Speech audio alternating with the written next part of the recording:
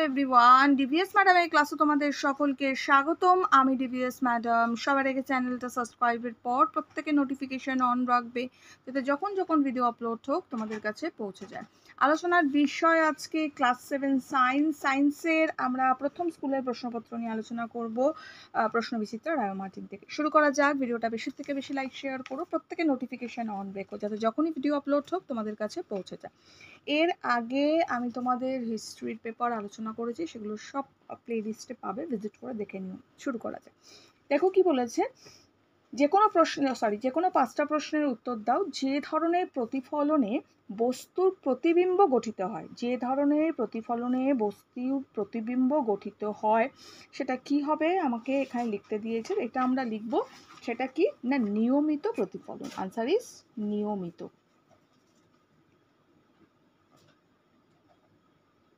ঠিক আছে, নেক্সট পরেরটা আমাদের বলেছে উপচ্ছায়া কাকে বলে।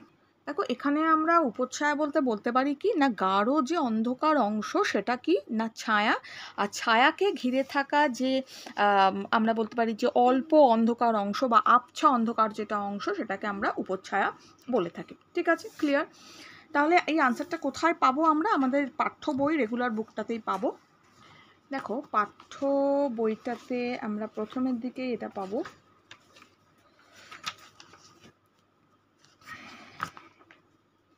এই যে প্রচ্ছায়া উপচ্ছায়া এখানে দেখতে পাচ্ছ।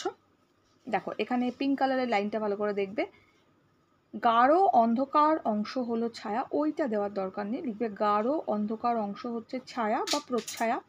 আর প্রচ্ছায়াকে ঘিরে বা ছায়াকে ঘিরে একই, প্রচ্ছায়া ছায়া একই, প্রচ্ছায়াকে ঘিরে থাকা আবছা অন্ধকার অংশটা হচ্ছে উপচ্ছায়া। ঠিক আছে, এটা লিখে দেবে, তাহলেই হবে। 19 নম্বর পাতায় এটা পেয়ে যাবে।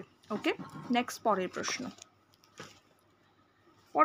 আমাদের বলেছে যে আপাতিত রশ্মি প্রতিফলকের উপর 60 ডিগ্রি কোণ করে পড়লে প্রতিফল কোণের মান কত হবে? এটা আনসার 30 ডিগ্রি হবে। এটা আনসার হবে 30 ডিগ্রি।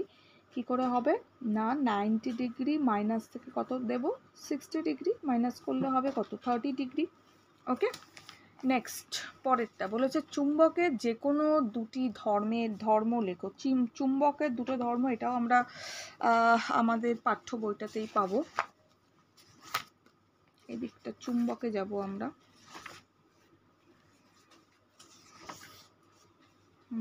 চুম্বক এখানেই আমরা পাবো দুটো ধর্ম না। দেখো এখানে আমরা পাবো, দেখো চুম্বকের বিভিন্ন ধর্ম এখানে দেওয়া আছে। চুম্বকের আকর্ষণ ধর্ম, দিক নির্দেশক ধর্ম, সমমেরু পরস্পরকে বিকর্ষণ ও বিপরীত মেরু পরস্পরকে আকর্ষণ করে। ঠিক আছে, এগুলো থেকে দুটো ধর্ম দিয়ে দেবে, হবে। ওকে, নেক্সট প্রশ্ন আমাদের বলেছে যে একটি জ্বলন্ত বাল্বের তাপ ও আলোক শক্তির মূল উৎস কোন শক্তি? একটি জ্বলন্ত বাল্ব আর আলোক শক্তির মূল শক্তি কি হবে? অবশ্যই কি না কিসের সাহায্যে জ্বলে? তড়িতের সাহায্যে জ্বলে, তো তড়িৎ শক্তি হবে, তড়িৎ হবে। ঠিক আছে, নেক্সট পরের প্রশ্ন বলেছে শূন্যস্থান পূরণ করো। আচ্ছা কি দিয়েছে বলেছে রংধনু সৃষ্টির কারণ, তো রামধনু হবে নাকি? আচ্ছা ধনু সৃষ্টির কারণ হলো আলোর ড্যাশ, তো আলোর এটা বিচ্ছুরণ হবে। ছয় হস্যু র ন। ওকে, আলোর বিচ্ছুরণ।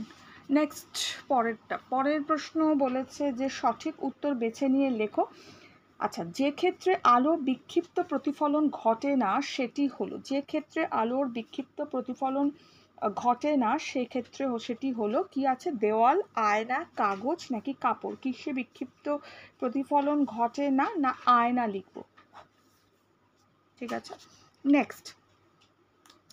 নেক্সট হচ্ছে চুম্বকের আকর্ষণের পূর্বে যে ঘটনাটি ঘটে সেটি হলো বিকর্ষণ, আবেশ, আকর্ষণ না বিকর্ষণ? আচ্ছা বিকর্ষণ, আবেশ, এটা আবেশ হবে। নেক্সট পরের প্রশ্ন বলেছে প্রদত্ত বিকল্পগুলির মধ্যে কোনটি জীবাশ্ম জ্বালানি? বায়ু শক্তি, সৌরশক্তি, পেট্রোলিয়াম নাকি পারমাণবিক শক্তি? এটা কি বলেছে আমাকে? জীবাশ্ম জ্বালানি। ওকে, তাহলে এটা আমরা করব হচ্ছে পেট্রোলিয়ামকে, আনসার ইজ পেট্রোলিয়াম। নেক্সট পরের প্রশ্ন। আচ্ছা, পরের প্রশ্ন আমাদের বলেছে নিম্নলিখিত প্রশ্নগুলোর উত্তর দাও।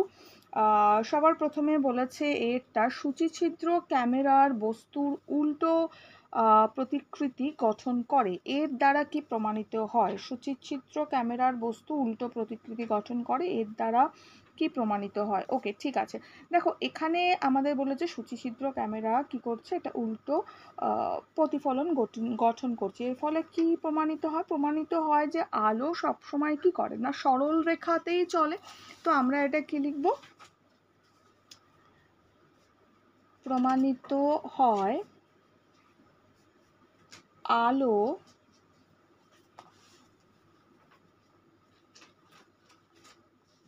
সরল রেখা অনুসারে চলে, সরল রেখায় চলে। ঠিক আছে, নেক্সট প্রমাণিত হয় আলো সরল রেখায় চলে। নেক্সট বলেছে সমতল দর্পণ থেকে কোনো বস্তুর দূরত্ব 50 সেমি হলে বস্তু ও প্রতিবিম্বের দূরত্ব কত হবে? তাহলে আমরা 2 × 50 করব, 2 × 50 = 100 সেমি করব। কেন করলাম? কি বলেছে? সমতল দর্পণ থেকে কোনো বস্তুর দূরত্ব 50, ঠিক আছে, বস্তু আর প্রতিবিম্ব। ধরো সমতল একটা দর্পণ, ঠিক আছে, একটা বস্তু এখানে সমতল দর্পণ, এখানে হচ্ছে 50, ঠিক আছে। এবার কি বলেছে? বস্তু আর প্রতিবিম্ব, মানে আমার কাছে আবার ফিরে আসছে, আমি দেখছি জিনিসটা, তাহলে আমার আরও 50 না, দুবার হচ্ছে না জিনিসটা, তাই 50 × 2 হবে 100। ওকে, বোঝা গেল? নেক্সট বলেছে যে কোনো 3টি প্রশ্নের উত্তর দাও। আচ্ছা, ভালো কথা। বলছে চুম্বকের দৈর্ঘ্য ও জ্যামিতিক দৈর্ঘ্যের মধ্যে সম্পর্ক লেখো। চুম্বকের দৈর্ঘ্য এবং জ্যামিতিক দৈর্ঘ্যের মধ্যে সম্পর্ক লেখো, ঠিক আছে। নেক্সট কি বলেছে দেখো, কোনো একটি দণ্ডচুম্বকের দৈর্ঘ্য 9 সেমি হলে চুম্বকটির চৌম্বক দৈর্ঘ্য নির্ণয় করো। দেখো এক্ষেত্রে আমরা কি বলতে পারি, একটা কথা মাথায় রাখতে হবে যে চুম্বকের দুই মেরুর মধ্যবর্তী যে দূরত্ব হয় সেটাকে কি বলা হয়? চৌম্বক দৈর্ঘ্য বলে, ঠিক আছে। আর এই দৈর্ঘ্য চুম্বকের জ্যামিতিক যে দৈর্ঘ্য হয়, সেই জ্যামিতিক দৈর্ঘ্যের কত হয় না 0.86 গুণ হয়। ওকে, তাহলে চুম্বকের দৈর্ঘ্য আমরা কত ধরতে পারি? চুম্বকের দৈর্ঘ্য আমরা ধরতে পারি, এটা তো ফর্মুলা, চুম্বকের দৈর্ঘ্য আমরা ধরতে পারি যে চুম্বকটির জ্যামিতিক দৈর্ঘ্য ইন্টু এই মাপটা 0.86, বাস, তাহলেই আমাদের বেরিয়ে যাবে। তাহলে এটা আমরা কোথায় পাবো? এটা কিন্তু আমাদের বইতেই পেয়ে যাব। আমাদের যে পাঠ্য বই আছে, পাঠ্য বইয়ের ভৌত পরিবেশের চ্যাপ্টারে চুম্বকে পাবো। দেখো এই দিকটা পাবে। কি বলেছে দেখো, এইটা চুম্বকের এই দুই মেরুর মধ্যবর্তী যে দূরত্ব সেটাকে চৌম্বক দৈর্ঘ্য বলে। এই দৈর্ঘ্য চুম্বকের জ্যামিতিক দৈর্ঘ্যের কত না 0.86 গুণ। ওকে, অর্থাৎ চৌম্বক দৈর্ঘ্য ইকুয়াল চৌম্বকটির জ্যামিতিক দৈর্ঘ্য ইন্টু 0.86। তাহলে আমাকে এই ফর্মুলাটা লিখতে লাগবে, চুম্বকের দৈর্ঘ্য জ্যামিতিক দৈর্ঘ্যের মধ্যে সম্পর্ক লেখো। এটা আমরা লিখব চুম্বক দৈর্ঘ্য ইকুয়াল চুম্বকটির জ্যামিতিক দৈর্ঘ্য ইন্টু 0.86।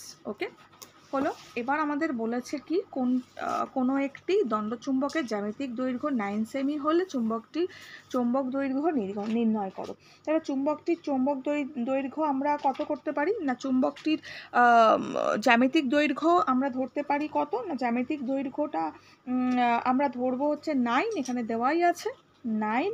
তাহলে 9 ইন্টু কত দেখেছিলাম আমরা না 0.86, তো ইকুয়াল করে এটা মাল্টিপ্লাই করলেই আমাদের বেরিয়ে যাবে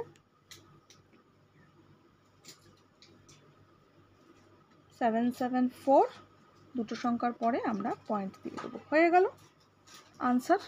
ওকে, নেক্সট যে প্রশ্নগুলো রয়েছে দেখো, এই প্রশ্নগুলো তোমাদের লিখিয়ে দিতে হবে। এটা আমি তোমাদের কয়েকটা প্রশ্ন হয়ে গেলে পেপারসগুলো আগে সলভ করে দিই, দেন কয়েকটা বড় প্রশ্ন যে কটা বাকি থাকবে সেগুলো আমি একটা ভিডিও করে দিয়ে দেবো, ঠিক আছে? এই প্রশ্নগুলো আমি তোমাদের আলাদা ভিডিও করে করিয়ে দেবো।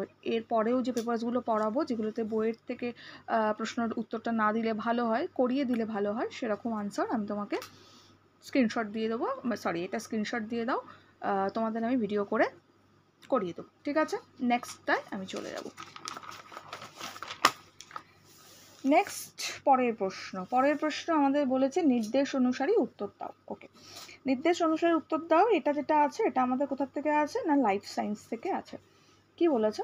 ঠিক উত্তরটি নির্বাচন করে বাক্যটা পূর্ণ করে লেখো। বলছে কাণ্ডের যে জায়গা থেকে শাখা বা পাতা বেরোয় সেই জায়গাটি হলো পর্ব, কক্ষ, পর্বমধ্য নাকি বিটপ। তাহলে কোথার থেকে বেরোয়? অবশ্যই পর্বত থেকে বেরোয়। ওকে, নেক্সট পরের প্রশ্ন বলেছে শূন্যস্থানে উপযুক্ত শব্দ বসিয়ে বাক্যটা পূর্ণ করে লেখো। পরাগধানীতে থাকে ড্যাশ। কি থাকে পরাগধানীতে? প্রত্যেকে কমেন্টস করো, তারপর আনসার দেবো আমি। নেক্সট বলেছে একটি বাক্যে উত্তর দাও। বলেছে মৃৎভেদী অঙ্কুরোদ্গমের দুটি উদাহরণ দাও। মৃৎভেদী অঙ্কুরোদ্গমের দুটো উদাহরণ। এটা আমরা কি লিখতে পারি না, আমরা লিখতে পারি হচ্ছে তেঁতুল, আর লিখতে পারি কুমড়ো, ঠিক আছে? কুমড়ো আর তেঁতুল আমরা দিলাম, এটা কি মৃৎভেদী অঙ্কুরোদ্গম। ওকে, আরেকটা কি পাই আমরা না মৃদবর্তী অঙ্কুরোদ্গম। মৃদবর্তী অঙ্কুরোদ্গমের কি উদাহরণ দিতে পারি? এটাও আসতে পারে। তখন আমরা কি লিখবো না মটর লিখতে পারি আমরা, বা আমরা ছোলাও লিখতে পারি। ওকে, মৃৎভেদী অঙ্কুরোদ্গম কাকে বলছে না, ধরো তেঁতুল বীজের কথাই বলছি। তেঁতুলের বীজের অঙ্কুরোদ্গমের সময় বীজতক ফাটিয়ে মাটির ওপরে উঠে আসে, একেই কি বলে মৃৎভেদী, অর্থাৎ মাটি ভেদ করে উঠছে। ওকে, নেক্সট বলেছে একটি বাক্যে উত্তর দাও। ভালো কথা। বলছে অভিশ্রবণ বলতে কি বোঝায়, অথবা পরাগযোগের দুটি সমস্যা লেখো। আচ্ছা আরেকবার পড়বো। বলছে যে অভিশ্রবণ বলতে কি বোঝায়, হ্যাঁ এটা তো আমরা পেয়ে যাব, আগে এটা আমরা একটু দেখে নিই, বইতেই আমাদের আছে, রেগুলার বুকসে আমাদের। দেখো এটা আমরা পাবো হচ্ছে অভিশ্রবণ, না অভিশ্রবণটা এই দিকটা পাবো, লাইফ সায়েন্সে।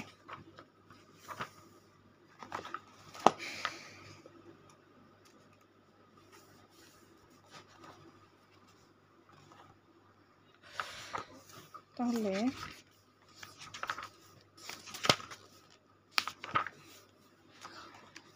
লাইফ সায়েন্সে এলাম এবার। দেখো এখানটা পাবো, ওয়েট,